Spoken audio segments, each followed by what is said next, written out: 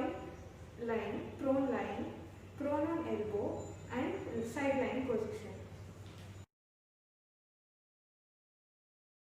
Supine position, hand placement should be on sternum and resistance should be given caudally and dorsally towards the sacrum.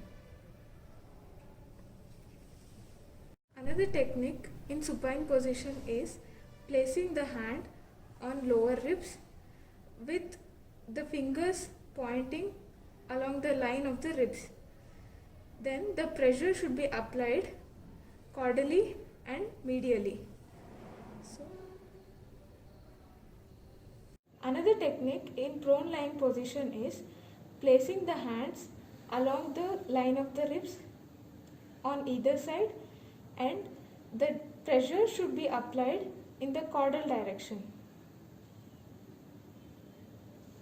This technique is performed in prone on elbow position. One hand should be placed on the sternum and another hand should be placed on the back.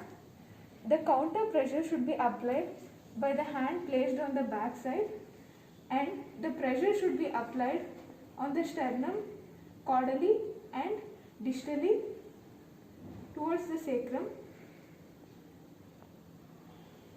In position, one hand should be placed on sternum and another hand should be placed at the back side, so that the counter pressure can be applied from the hand which is placed on the back, and the pressure can be applied through the sternum.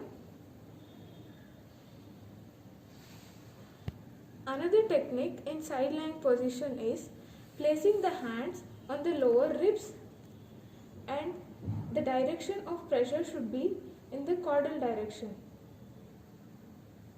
Another technique in prone lying position is placing the hands on either sides of the indirect pressure can be given to the diaphragm by placing hands on the abdominal region and resisting the upward motion of abdomen during inspiration.